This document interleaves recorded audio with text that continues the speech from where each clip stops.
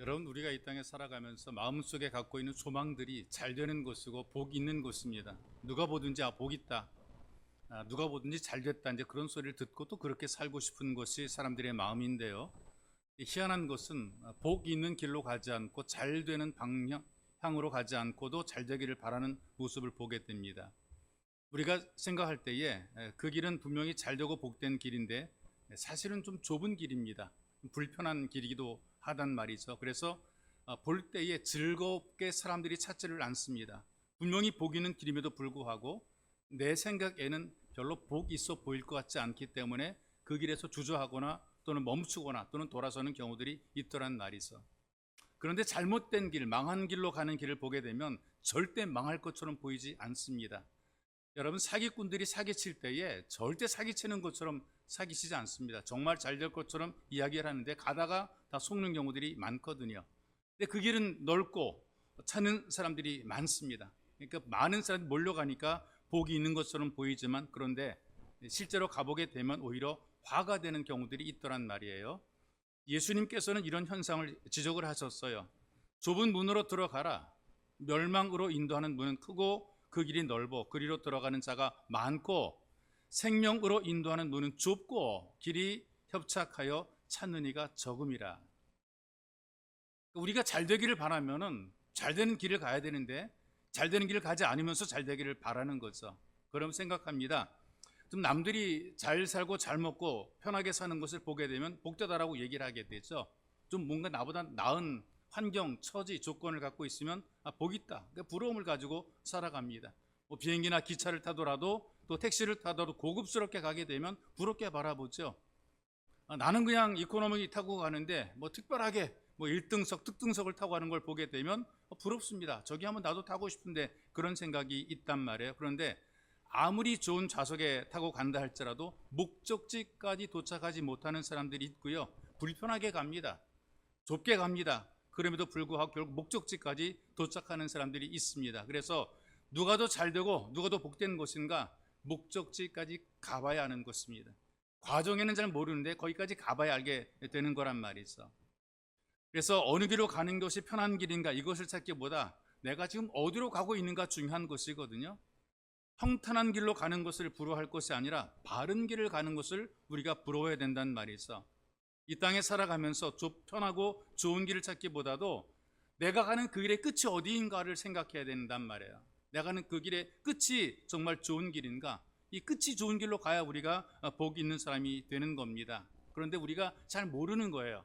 주저하거나 멈춰 있거나 돌아서게 되는데 하나님께서 그 길을 찾도록 우리를 부르시고 이끌어 가시는 겁니다. 우리를 부르셔서 복 있는 길로 잘 되는 길로 성공하는 길로 이끌어 가시는 거란 말이에요. 이런 경험들을 많이 하게 되는데 저도 종종 산에서 길 읽다 보게 되면 갔던 길을 또 계속해서 도는 모습을 목격을 하게 돼요. 오래전 알프스에서 길을 잃은 사람이 13일 동안에 방황하다가 결국 구출이 됐습니다. 이 사람이 가만히 있던 것이 아니라 길을 찾기 위해서 꾸준히 움직였습니다. 매일 12시간씩 앞만 보고 걸었대요. 자기는 계속 길을 찾기 위해서 걸었다는 거죠. 나중에 확인해 보니까 6km 반경 범위 내에서 같은 장소를 계속 돌고 있었던 거죠. 이런 현상을 환상 방황, 윤형 방황, 링반되는 현상이라고 얘기를 하게 되는데요. 나는 잘 가는 것 같아요. 나는 앞만 보고 똑바로 가는 것 같은데 결국에는 자기 자리를 벗어나지 못하고 맴돌게 되는 것이 있어.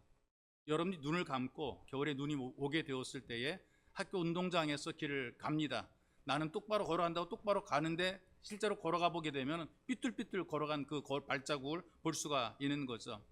우리는 바른 길 같은데 그러나 가보게 되면 아닌 길들이 너무나 많은 거란 말이죠.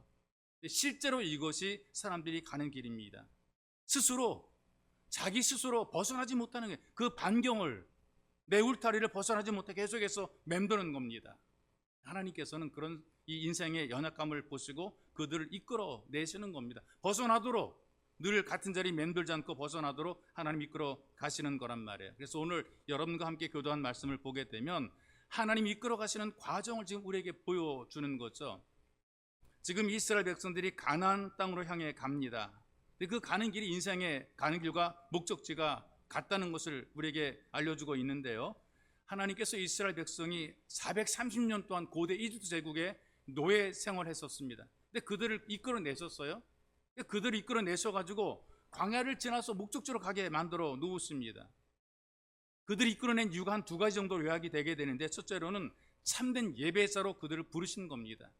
이 고대 이집트 제국이라는 그 안에서는 하나님 앞에 온전한 예배를 드릴 수 없는 환경이 되는 거예요. 그래서 하나님께서는 그들로 하여금 온전한 예배자가 되도록 불러내는 겁니다. 여러분들이 집안에 들어 누워 계시면 예배 온전히 못 드리거든요. 이리 빈둥 저리 빈둥 한다. 영상 갖고 틀어놓고 여러분들이 예배를 드린다고 해도 여기 와서 드리는 예배만큼 안 되는 거예요. 그러니까 주일날 불러내신다니까요. 와서 예배를 드리게 만드는 거라 그 말이 있어. 그러니까 불러내는 이유가 뭐냐? 예배를 드리기 위해서, 참된 예배자가 되기 위해서 불러내는 거예요.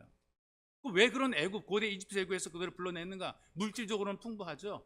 뭐 문명이니, 고대 문명 제국이니까요. 그런데 우상과 잡신들의 영향을 받았습니다.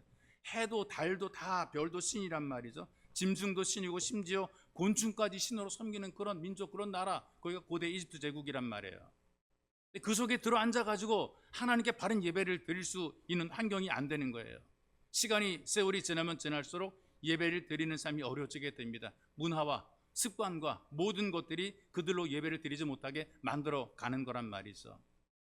여러분, 일본에는 한 8만 개 정도의 우상이 있다 그래요. 귀신을 숭배한다 그래요. 인도는 한 3천 개 정도의 귀신을 섬긴다, 이제 그런 그 통계가 있습니다. 그런 나라들 역시 가만히 보게 되면 하나님을 섬기고 예배를 드리는 것이 쉽지 않습니다. 거 가보게 되면요, 일본인 여기 들은 얘기를 보게 되면 우리나라보다 선교사님들이 훨씬 먼저 들어갔어요. 복음이 먼저 들어갔어요. 그들이 사역을 시작했단 말이죠. 선교사, 인도의 아버지 이런 사람들이 가서 선교를 했는데 여전히 교회를 찾아보기 어렵습니다. 여전히 그리스도인들이 정말 적은 소수의 그리스도인들만이 예배를 드리는 거란 말이죠. 힘든 거예요. 어려운 거예요. 가까운 일본도 그래. 교회 십자가 찾아보기 어렵습니다.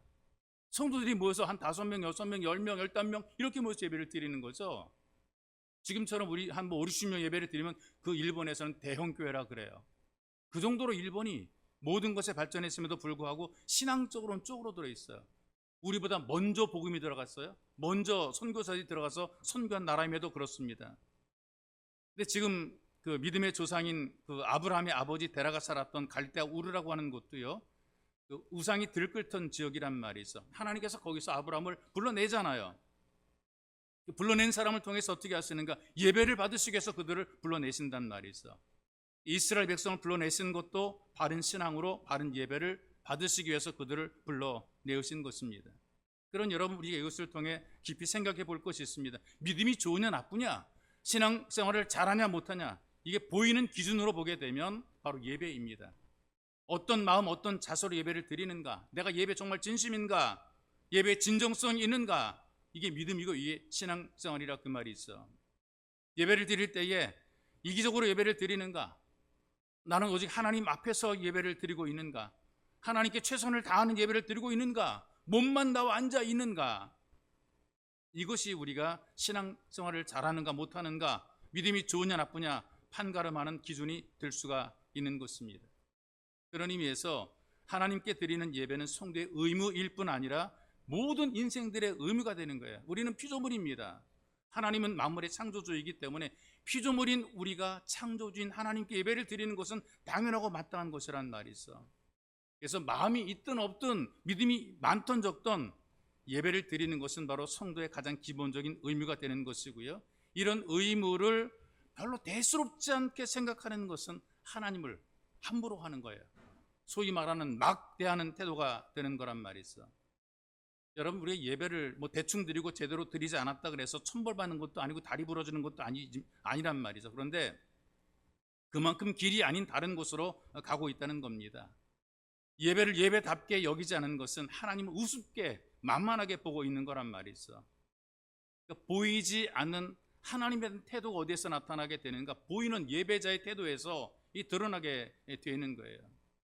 예배 시간이 지루하고 실증나게 되면 내 영혼이 하나님에 대한 거부를 하고 있는 거거든요. 하나님이 지겨운 거라 그 말이죠. 예배 시간에 나오기 싫어하면 하나님과 만남과 교제가 싫은 겁니다. 하나님과 안 만나고 싶은 거란 말이죠. 몸은 나와 있지만 계속 졸고 있다면 그 영혼은 침상에서 뒹굴고 있는 거란 말이죠. 저는 이렇게 생각합니다. 예배를 드리면서 졸음에 빠지는 것은 연약한 육체가 있기 때문에 누구나 다 할 수 있다고, 그럴 수 있다고 생각해요. 피곤하면 졸 수밖에 없죠. 말씀이 달콤하게 들리니까 그냥 예배 드리면서 잡니다. 괜찮습니다. 이게 문제가 아니고요. 늘 습관적으로 이게 문제가 늘 습관적으로 졸음에 빠져 있다는 것은 영혼의 중증 장애가 온 것입니다. 예배가 실패가 되고 있는 것이란 말이죠. 그래서 우리 예배를 드릴 때 우리가 때로는 마음을 다해서 예배를 드리고자 하는 의지를 보여야 되는 겁니다. 여러분, 예배를 드리면서 하나님 만나는 감격이 사라지고 감격이 식어지기 시작하게 되면 자꾸 이 삶 전체가 무거워지게 되고 그 다음에 어두워지게 될 수밖에 없어요. 그러다 보게 되면 마음이 무겁고 생활이 어려지게 되니까 손 대는 것마다 안 돼요. 다 된 밥에다가 콧물 빠뜨린다 그런 말이 있는 것처럼 밥 다 집어넣고 훌쩍하고도 콧물 떨어뜨려서 못 먹게 되는 것. 잘 될 것 같은데 이상하게 안 돼요. 끝에 가면 안 돼요. 뭔가 변명할 것들이 많아지게 되고 자꾸 피할 말들이 많아지게 된단 말이죠. 농사를 지어도 열매를 맺지 못하고요. 부지런히 애쓰고 힘써도 몸부림쳐도 앞으로는 막 남는 것 같은데 뒤에는 별로 남는 게 없어요. 계산해 보게 되면 1년 연말 결산해 보게 되면 별로 없어요. 그렇게 이마에 땀 흘려 수고하고 열심히 쌓아둔 것 같은데 근데 보니까 별로 다 나가고 없는 거란 말이죠. 지나고 보게 되면 오히려 모자라고 마이너스가 된단 말이죠. 이럴 때 우리가 생각을 바꿔야 됩니다. 왜 이럴까? 뭔가 내 삶에서 안 되는 게 많은데 그럼 우리는 더욱 예배자가 되어야 됩니다. 예배 공동체 속으로 들어와야 되는 거란 말이죠. 왜? 사람의 문제가 뭐냐 하면요, 실패했음에도 불구하고 좀 간절한 마음을 가지고 하나님을 찾지 않은 것이 문제가 되는 거예요. 다시 말씀드리지만 예배를 드리는 태도가 그 사람의 신앙의 수준이 되는 것입니다. 그런 의미에서 예배는 최선을 다해서 우리가 준비를 해야 되는 거죠. 사람들이 가장 잘 체하는 떡이 있잖아요. 체하는 떡, 어떤 떡이냐? 헐레벌떡입니다. 헐레벌떡. 체한단 말이죠. 숨이 넘어가는 거거든요. 남들은 잘 가는 길을 잘 따라가지 못하게 되고 못 찾아간단 말이죠. 헐레벌떡. 이거 드시게 되면 정신이 없습니다. 무슨 말씀을 듣는지 귀에 들어오지도 않고 코로 먹는지 입으로 먹는지 분간이 안 되는 경우들이 많거든요. 제가 왜 이런 말씀 드리냐면 예배도 마찬가지거든요. 준비가 되지 않으면 헐레벌떡 오게 되면 우리가 이 예배의 은혜를 누리지 못하게 돼 있어요.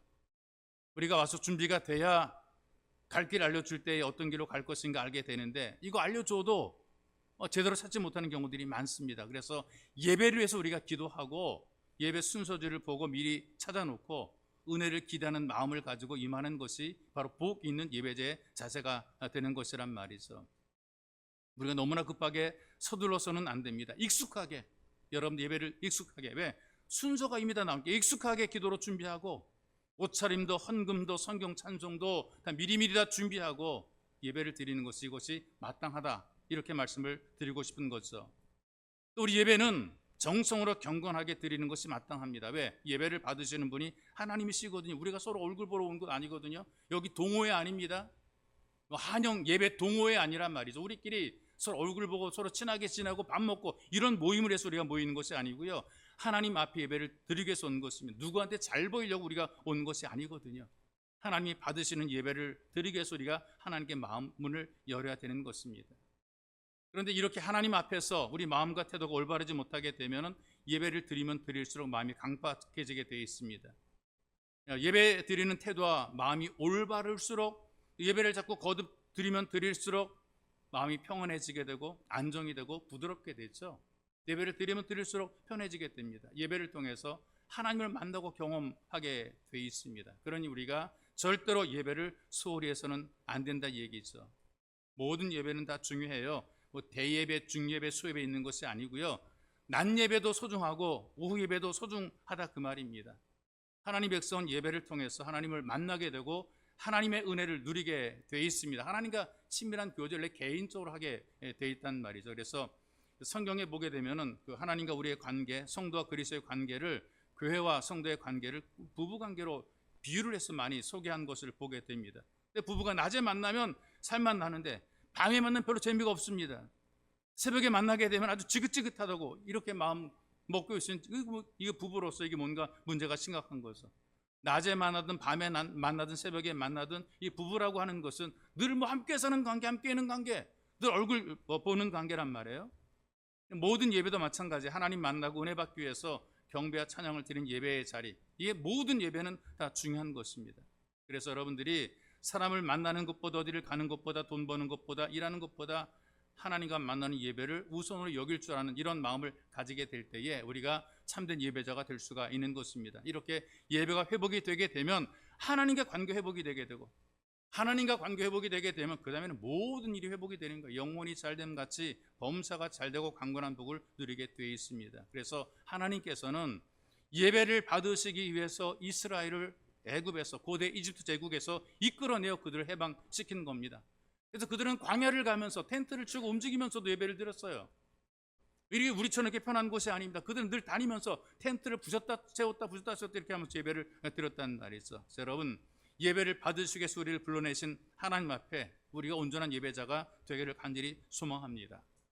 또 한 가지 목적이 어떤 것이냐면요, 이스라엘 애굽에서 불러낸 이유가 가나안 땅으로 목적지까지 인도하기 위해서 그들을 불러내신 거란 말이죠. 하나님께서는 창세기를 보게 되면요, 아브라함과 이삭과 야곱에게 약속한 게 있습니다. 주겠다 약속한 것이 있는데 뭐냐? 가나안 땅을 주시겠다고 약속했단 말이죠. 뭐 지금 현재 이스라엘 지경이라고 볼 수가 있어요. 이거 돈 주고 산 땅이 아니란 말이에요. 자기들이 살기 좋으니까 정한 땅도 아닙니다. 야 저기 살기 좋으니까 우리 가자, 이렇게 정한 땅도 아니라 그 말이죠. 하나님께서 아브라함과 이삭과 야곱에게 내가 너희에게 주리라 약속한 땅이 바로 가나안 땅이라 그 말입니다. 근데 그때 현실이 어떠냐? 약속한 그 땅에 살지 못하게 되고 430년이라는 긴 시간 동안에 고대 이집트 제국에서 노예로 살고 있었단 말이 있어. 근데 하나님의 백성이 하나님께서 준 땅에 살아야지 남의 땅에 살게 되면 불편한 거예요. 이끌어내기를 원하셔서 그들을 이끌어낸 겁니다. 왜? 목적지까지 가게 하려고 그들을 이끌어낸 거란 말이 있어. 그 가나안 땅에 들어놓기 위해서 그들을 불러내신 겁니다. 근데 가는 사람들이 있고 못 가는 사람들이 있으니까 이게 또 문제가 되거든요. 몇 해 전에 그 친분이 있는 교회의 목사님, 그 다음에 그 교인들이 중국 선교를 후원하기 위해 가지고 많이 준비를 했습니다. 뭐 물건들도 필요한 물건들 바리바리 다 준비해 가지고 성도들이 다 등짐으로 캐리어에다 집어넣어 가지고 이제 가져갈 짐들을 막 쌌어요. 그러니까 과하게 한 사람이 들고 갈 수 있는 그 양보다도 너무 많이 다 싸가지고 들고 가려고 준비를 했단 말이죠. 물품, 그다음에 직접 방문한 그 성도들이 또 먹어야 될 음식, 그냥 많은 것들 준비를 했습니다. 현지에서 무슨 비행기를 타고 어디까지 도착하겠다, 이제 그런 연락을 다 현지에다 그 연락을 해놨어요. 다 인천공항에 지금 다 모였습니다. 그런데 인천공항에 모여 출발하려고 그러는데 갈 수 없다는 거예요. 못 간다는 거예요. 왜 못 가냐? 다 준비가 되었는데 중국 입국을 허락하는 비자가 준비가 안 됐다는 거예요. 환장을 오르십니다. 그 많은 짐을 싸들고 또 왔어요. 다시 다 돌아왔어요. 어떻게 했냐 보라, 나중에 다 그 뭐 택배를 갖다 중국으로 보내긴 했다 그러는데, 여러분 비자가 없어 들어가지 못하는 참 그 불행을 경험을 했어요. 그런데 이 중국에 들어갈 때 비자 받으면 들어갈 수, 비자만 또 들어갈 수 있어요. 근데 이거 하나 틀리더라고요. 하나님의 나라인 천국은 가고 싶다고 내가 아무 때나 갈 수 있는 것이 아닙니다. 기회를 놓치게 되면 다시는 돌이킬 수 없습니다. 한 번밖에 없는 기회란 말이 있어. 자, 본문의 말씀은 이런 내용이거든요. 영원한 가나안 땅인 천국에 들어갈 수 있는 조건, 들어갈 수 없는 조건을 지금 설명을 하고 있습니다. 왜냐하면 이스라엘 백성들이 출애굽을 했습니다. 많이 나왔단 말이죠. 근데 그들이 모두가 다 가나안 땅에 들어간 것은 아니에요. 광야 40년의 생활 동안에 그토록 가고 싶어 했던 가나안 땅에 들어가지 못한 사람들이 훨씬 더 많더란 것이죠. 바로 가나안 땅에 들어가지 못한 이유나 오늘의 현대인들이 천국에 들어가지 못하는 이유는 같은 것입니다. 그래서 말씀의 제목이 못 가는 사람과 가는 예배자예요. 좀 더 제가 길게 설명하겠는데, 끝까지 못 가는 사람과 같이 가기는 했는데, 출발은 했는데 끝까지 못 가, 도중에다 못 가는 거예요. 끝까지 못 가는 사람과 끝까지 가는 예배자, 예배자는 끝까지 가게 되어 있단 말이에요. 자, 그러면 지금 우리가 읽었던 말씀 속에서 끝까지 가는 예배자가 되기 위해서 어떻게 되는가라는 것을 가르쳐 주고 있단 말이에요. 끝까지 가는 예배자가 되기 위해서는 먼저 완고한 마음을 버리라고 요구를 하고 있습니다. 7절 8절이죠.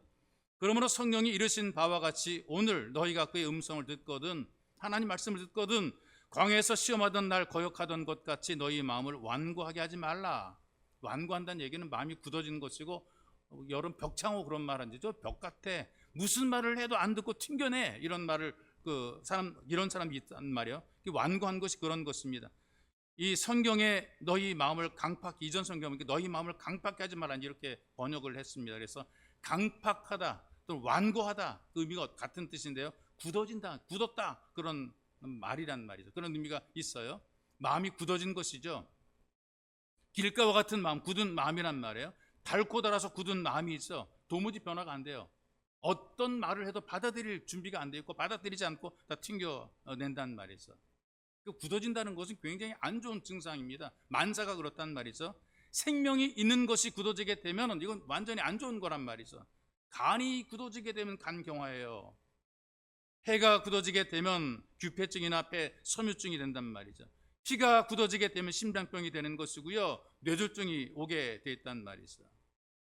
현대의학도요. 우리 신체가 굳어지는 것에 대해서 회복이 안 된대요.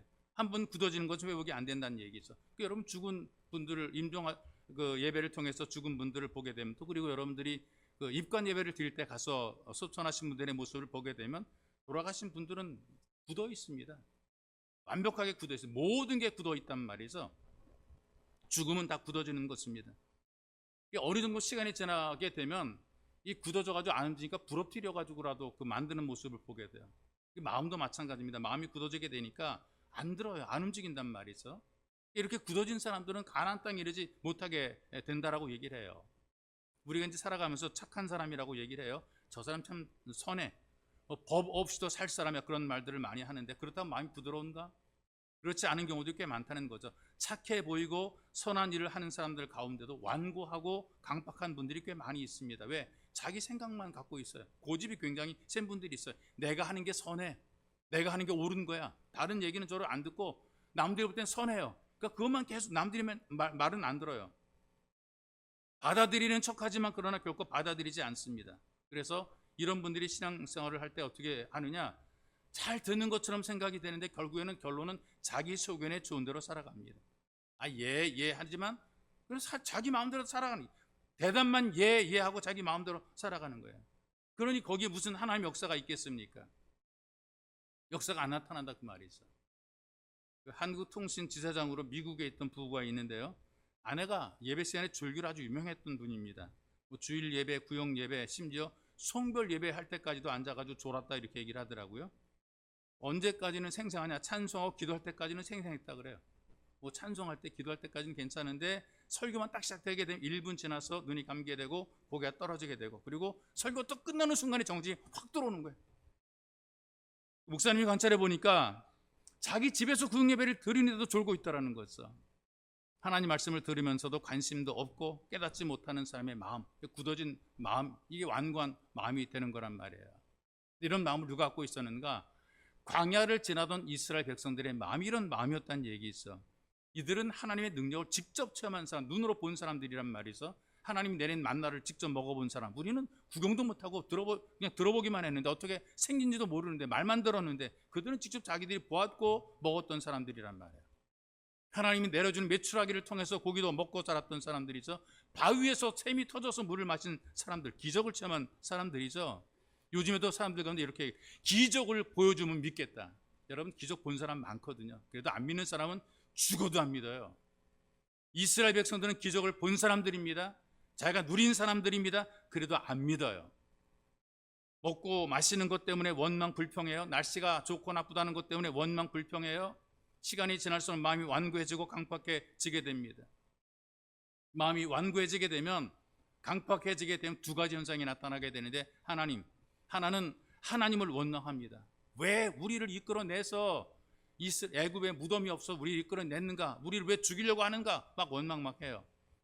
인간 관계가 거칠어지게 됩니다. 이기적이 되니까 사람과 관계가 거칠어지게 돼요. 모세를 돌로 쳐 죽이려고 그러고 아론이 얘기라도 안 듣고 협박하고 이런 일들이 만들어지게 됩니다. 잘못은 자기들이 해놓고도 모든 걸 하나님 탓으로 이웃을 향해서 문을 닫아버리는 증상으로 나타나게 됐죠. 이런 백성들을 하나님께서 예배 자리로 부르셔서 완검을 버리게 만들어 놓으시는 겁니다. 어떻게? 말씀의 방망이로 굳은 심령을 두드리는 거예요. 말씀을 들을 때 말씀의 방망이가 되어서 마음을 두드립니다. 그걸 곱게 깬단 말이죠. 우리가 완악한 사람들입니다. 착해 보이고 순해 보여도 마음속에 갖고 있던 자기 고집 이거는 안 바꾸는데, 근데 하나님 말씀의 방망이 깨뜨리게 되면 그때서 변하게 되는 것이죠. 근데 신앙의 연수가 쌓여도 이 순종을 하지 않게 되면 강팍해지게 되고 가나안 땅에 들어가지 못하는 사람들이 되는데, 말씀을 듣고 말씀대로 이 완감이 깨지게 되면 강팍함을 버리게 되니까 그들이 결국 가나안 땅에 들어가는 예배자가 된 거죠. 여러분, 우리를 하나님 불러내십니다. 예배를 드리게 만들어 놓으시는데 왜 이렇게 자꾸 불러내시느냐? 1년에 한 번 정도 예배를 드리면 얼마나 좋을까? 불교처럼 4월 초파일 딱 한 번 그냥 그때 확 깨버리고 그냥 1년 내내 좀 마음껏 놀면 얼마나 좋을까? 이게 아니고요. 꾸준히 계속해서 반복해서 우리의 인격을 다듬어 주시고 성품을 변화시켜 주시고 말씀의 방망이를 통해 우리를 자꾸 깨뜨려 주시고 조금씩 우리에게 변화를 만들어 주시면서 우리를 이끌어가는 거예요. 복 있는 자리로, 잘 되는 길로 이끌어가는 거란 말이죠. 이 말씀의 방망이 여러분들의 심령에 역사하시기를 주님의 이름으로 축복합니다.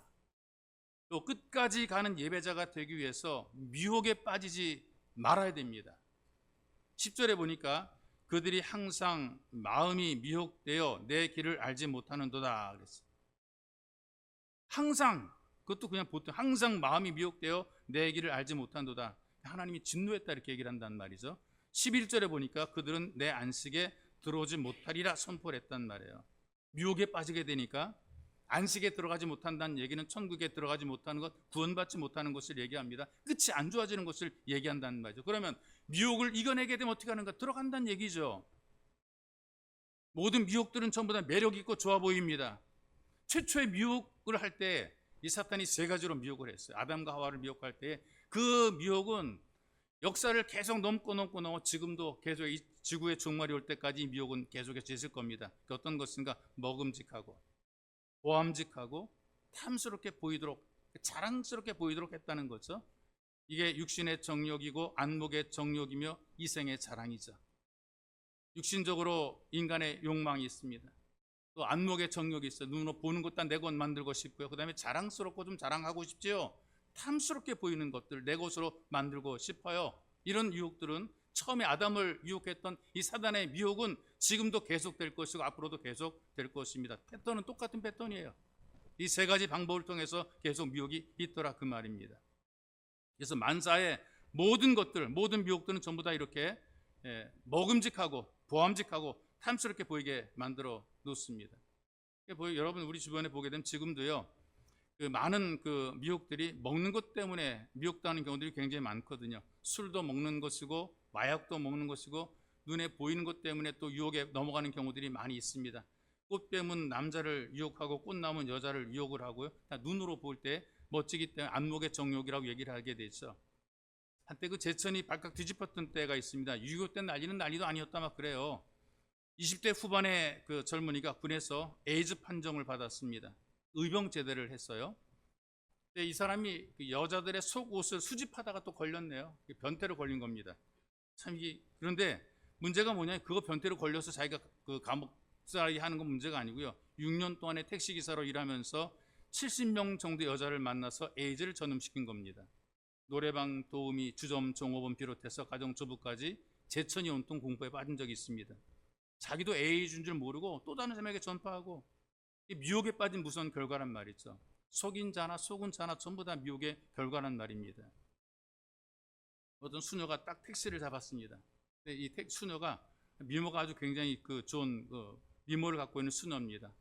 뒷좌석에 앉아가지고 하는데 이 기사가 거울을 자꾸 힐끔힐끔 들여다보는 겁니다. 왜냐면 좀 탁월한 미모를 가졌으니까요. 작업을 또 걸어요. 슬쩍 수녀님, 저는 평생 소원이 있는데요. 뭐냐 그랬더니 수녀님에게 키스를 받아보는 겁니다. 여러분 그런 소원이 있습니까? 수녀가 키스하면 얼마나 좋을까?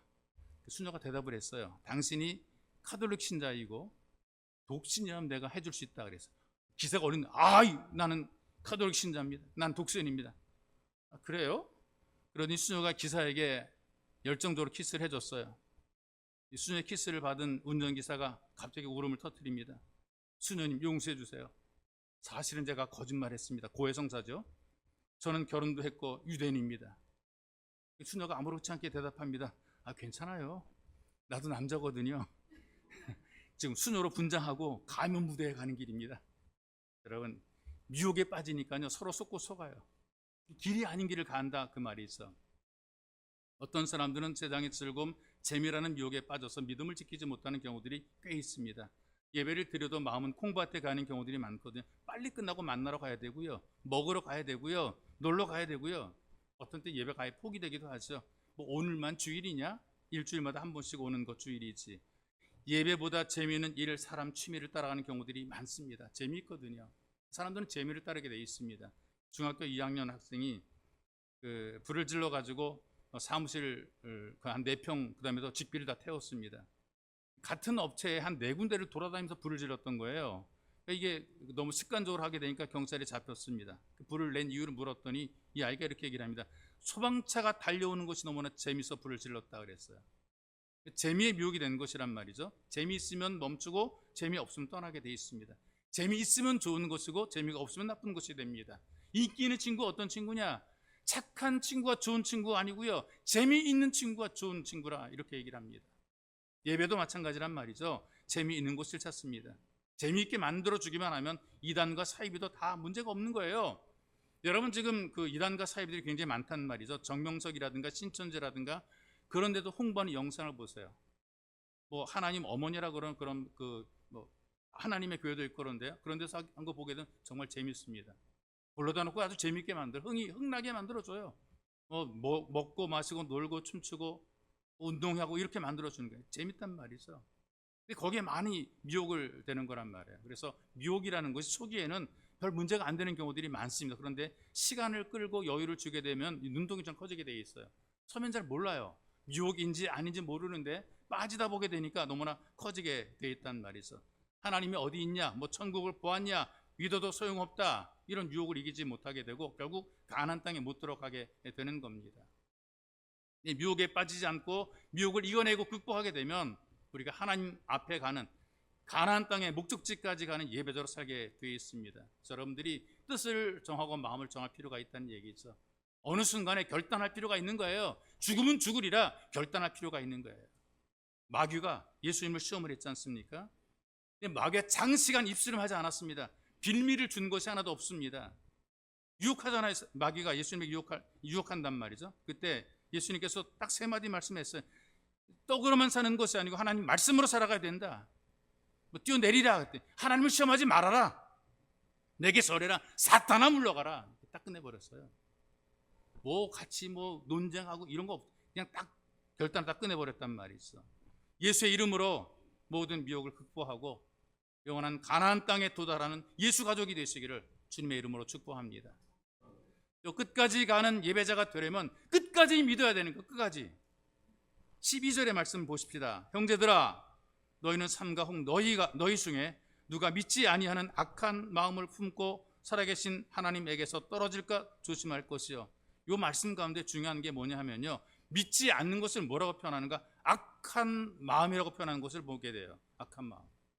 우리는 악한 것을 어떻게 봅니까? 나쁜 짓 하거나 누구를 뭐 떼거나 살인하거나 남의 걸 빼, 이거 악한데 성경의 말씀은 어떤 것이 악한 거냐? 믿지 않으면 악하다라고 표현하고 있다는 말이 있어요. 그런데 14절에 보니까 확실한 것을 끝까지 견고히 잡으면 그리스도와 함께 참여한 자가 되리라 그랬어요. 믿음 없이 악한 마음을 품게 되면 떨어지게 되는데 믿음을 가지면, 끝까지 믿음을 가지면 주님과 함께 간다 그 말이 있어. 누구든지 믿으면 죄 사함 받고 구원받은 하나님의 자녀가 됩니다. 누구든지 믿으면 영원한 가나안인 천국에 들어가게 되는 거죠. 그런데 누구든지 안 믿으면 죄 사함도 없고 구원도 누리지 못하게 되어 있어요. 하나님의 자녀가 될 수 없고 영원한 가나안 천국에 들어가지도 못하게 되어 있습니다. 제가 말씀드리고 싶은 것은 잠깐 하는 것은 쉬운데 끝까지 하는 것은 어렵다. 잠깐 동행하는 것은 쉽지만 그러나 끝까지 동행하는 것은 쉽지 않다는 얘기죠. 잠깐 기도하는 것 할 수 있습니다. 끝까지 기도하는 것 쉽지 않습니다. 끝까지 견고히 잡으라. 그래야 우리가 약속을 누리게 된다는 것입니다. 이스라엘 민족이 이집트 사람들에게 착취를 당할 때도 믿음이 좋은 의사들이 복을 누렸거든요. 왜 복을 누렸느냐? 그들은 끝까지 하나님을 경외하는 예배자로 살아갔습니다. 산에 아이를 낳으면 죽이라 그랬거든요. 근데 안 죽였어요. 하나님이 들어서 그들은 안 죽였어요. 목숨을 걸고 아이들을 지켜냈단 말이죠. 하나님께서 그 산파들을 도우셨다, 복을 줬다 그랬단 말이에요. 그들의 집안을 잘되게 흥하게 만들어 놓으시는 것입니다. 지금도 마찬가지거든요. 믿음으로 살 때 죽을 것만 같아요. 망할 것만 같고 무너질 것만 같은데 아예 작정을 하고 결단하고 믿음을 지켜내게 되면 하나님께서 그를 잘되게 만들어 놓으시는 것입니다. 끝이 좋아지게 만들어 주시는 거란 말이죠. 나만 잘 되는 것이 아니라 나와 내 자녀를 잘되게 만들어 놓으시는 겁니다. 오래전에 24살의 젊은이가 예배를 드리고 나오다가 목사님과 인사를 하게 됩니다. 나갈 때부터 목사님 인사하잖아요. 인사를 하게 되는데 고개 숙이고 인사하는데 마침 윗주머니에 들어있던 담배값이 툭 하고 떨어졌어요. 너무나 애들 말대로 쪽팔린 거예요. 진짜 내가 이 들켰네. 내가 이 목사님에게 이 담배 피우는 거 들켰네. 그래서 굉장히 창피한 거죠. 뭐 담배 피운다고 지옥 가는 건 아닌데 신앙의 건덕상 자기가 굉장히 창피했던 거죠. 그때부터 작정합니다. 나 담배를 끊어야 되겠다. 근데 담배 끊는 게 그렇게 쉬운 거 아닙니다. 어렵습니다. 담배를 뭐 부러뜨렸다가 담배값을 물에다 한강에다 던졌다가 그래도 못 끊는 사람들이 꽤 많더라고요. 담배값 몇 개를 부러뜨리고도 못 끊는 사람들이 많아요. 이 사람도 굉장히 작정하고 담배를 끊기도 결심했고요. 담배가 생각날 때마다 은단을 씹었습니다. 그래서 결국은 금연에 성공을 했죠. 이 친구가 약국을 경영했었는데 이 약국 사업을 좀 더 확장시켜야 돼. 예전에는 약국에서도 제조를 했었습니다. 유명한 약국들이 많았습니다. 뭐 종로가 피보 약국 뭐 그런 하여튼 약국들이 약을 제조해서 뭐 무좀약 그다음에 또 피부병 뭐 약 이런 걸 막 했는데 지금 이제 그게 안 되죠. 약사들은 의사의 처방만 가지고 약을 판매해야 되기 때문에 진짜 약사입니다. 근데 예전 약사는 아니었어요. 다 자기 나름대로 제조해서 판매되고 그래서 유명한 약국들이 굉장히 많았거든요. 이때 이분도 마찬가지입니다. 자기가 충분히 그렇게 약국 하면서 회사를 만들 수 있을 만큼 꿈을 가졌단 말이죠. 그래서 내가 기독교인으로 부끄럽지 않은 사업을 어떤 사업을 할까 고민을 하다가 은단 사업을 떠올린 은단 사업. 국민 건강에도 기여할 수 있고 담배 소비도 줄일 수 있다. 이제 그걸 딱 착안해가지고 은단 사업을 시작을 했습니다. 그래서 간절히 기도하고 출발한 것이 바로 고려 은단 제약회사야. 그리고 창업자인 조규철 회장이 바로 이분입니다. 지금은 아들이죠. 조정현 회장이 이제 회사를 경영하는데 소망교회 장로로 섬기고 있다고 들었습니다. 근데 이 아들도 아버지의 신앙을 물려받아가지고 이렇게 생각했어요. 어떻게 하면은 회사가 복음화, 이 그리스도를 나타내고 증명하는 일에 쓰일 수가 있을까 기도합니다. 그래서 대한민국 전 지역 고속도로에 예수를 알리는 광고 전단을 계획을 했어요. 근데 우리말로 하게 되면 이게 또 안 된다네요. 그래서 2000년부터 시작한 것이 Jesus loves you라고 하는 영어 문장을 걸어놨습니다. 예수님은 당신을 사랑하십니다라고 하는 그 문장을 걸어놨단 말이죠. 대형 광고판을 설치를 했습니다. 그들의 꿈은 어떤 것인가? 오로지 하나님을 기쁘시게 하는 예배자의 마음으로 사업을 경영했더니 복이 더해지고 복이 더해졌습니다. 막 어려울 때, 회사가 어렵고 힘들 때에 누가 나타났냐? 서울대학교 의과대학의 이왕재 교수가 TV방송에 나와가지고요, 비타민 C를 많이 먹어야 건강에 좋다 막 그렇게 강조했거든요. 근데 그때 어떤 일이 만들어졌냐? 고려 은단에서 생산하는 비타민 C가 불티나요. 지금도 엄청나게 팔릴걸요. 이 고려 은단에서 만들어내는 비타민 C가 엄청 막 팔리는 거예요. 이걸로 회사가 회복이 되고 엄청나게 많은 돈을 벌게 됐단 말이죠. 끝까지 믿고 가게 되면 결국 잘 되는 결과가 만들어지게 돼 있습니다. 사업도 직장도 가정도 건강도 물질도 주어지게 돼 있어요. 그리고 최종적으로 가나안을 가는 예배자로 살게 돼 있습니다. 성경을 보게 되면 두 종류의 사람에 관한 이야기를 반복하고 있어요. 강팍하고 미혹에 빠지고 믿지 않고 불순종해서 가지 못하는 사람. 그런데 말씀대로 믿고 가나안을 가는 예배자, 끝까지 견고하게 믿는 믿음을 지키고 그리고 끝까지 하나님의 은혜의 말씀을 간절히 사모하고 어떻게 하면 내가 주님을 기쁘시게 할 것인가 라는 마음을 가지고 예배자로서 주님과 함께 가나안 땅에 가는, 미혹에 빠지지 않고 끝까지 가나안 땅에 가는 예배자가 되는 사람이 있다는 얘기죠. 바로 여러분들은 기쁘게 주님과 함께 가는 예배자가 되시기를 주님의 이름으로 축복합니다. 자, 기도합시다. 기도할 때 하나님 나라를 바라보면서 우리가 결국에는 하나님 나라로 가게 돼 있습니다. 이 땅에서 아무리 날고 기고 뛰어도 언젠가 하나님 앞에 가게 돼 있어요. 그래서 우리는 하나님 나라를 바라보며 영혼의 가나안을 바라보면서 완고한 마음, 강박한 마음, 굳은 마음을 버리게 하소서. 미혹에 빠지지 말게 도와주시고 뜻을 정해서 믿음을 지키도록 만들어 주옵소서. 잠깐 동행이 아니라 끝까지 동행하면서 나는 예배 자리에서 하나님의 기적을 보기 원합니다. 능력을 보기 원합니다. 예배를 드릴 때, 말씀을 드릴 때, 기도할 때, 찬양할 때 하나님 내게 역사하셔서 내 심령이, 완악한 심령이 부드러워지게 하시고 마음 열려지게 도와주시고 문제가 풀어지고 해결되게 도와주시고 육체 질병도 치유되게 해서 마음의 무거운 고난과 고민과 아픔과 상처들이 해결이 되게 만들어주시고 내가 염려하며 걱정하며 근심하는 모든 것들이 하나님 풀어지게 도와주옵소서. 함께 기도하겠습니다. 살아계신 아버지 고맙습니다. 우리에게 은혜와 사랑을 베풀어 주시고 우리를 도우신 아버지 고맙습니다. 이제 우리 모두 하나님의 나라를 바라보면서 영원한 하나님의 나라를 바라보면서 영원히 잘된 같이 범사가 잘되며 강건한 복을 누리고 이 땅을 살기를 간절히 원합니다. 그러나 여전히 우리 마음은 완악합니다. 완고합니다. 강박합니다. 하나님 착하게 사는 것 같지만 지금 여전히 나는 우리의 고집대로 내 생각대로 내 주장대로 살 때가 너무나 많습니다. 주님, 우리는 너무나 목이 굳은 백성입니다. 굳어진 우리 마음을 불쌍히 여겨주시옵시며 말씀의 방망이로 우리의 마음을 쳐서 깨뜨려 주시고 주의 말씀을 받아들이고 아멘으로 순종할 수 있도록 우리에게 은혜를 베풀어 주옵소서. 하나님, 우리 마음이 기쁨과 감사와 감동으로 채워지게 만들어 주시옵소서. 특별히 살아계신 아버지, 세상은 우리를 미혹합니다. 눈에 보이는 것, 귀에 들리는 것으로 미혹합니다. 육신의 정욕으로, 안목의 정욕으로, 이생의 자랑으로 하나님 아버지 우리를 유혹합니다. 먹음직하며 모함직하고 탐스러울 것으로 우리를 유혹합니다. 그러나 우리는 하나님의 나라를 바라보고 믿음을 지켜내게 도와주고 뜻을 정하여 내가 죽으면 죽으리라 이 믿음을 지켜내리라. 하나님 믿음을 지키는 죄 백성 될 수 있도록 은혜를 덧입혀 주옵소서. 잠깐 동안 자라는 것이 아니라 끝까지 자라기 원합니다. 하나님의 기적과 능력으로 끝까지 동행하는, 끝까지 잘되는 하나님의 백성, 예배를 통해 우리의 삶 속에 위대한 기적이, 능력이 만들어지고 나타나게 도와주시옵소서. 살아계신 아버지 하나님께서 우리에게 은혜를 베푸셔서 정말 하나님과 끝까지 함께 동행하기를 원합니다.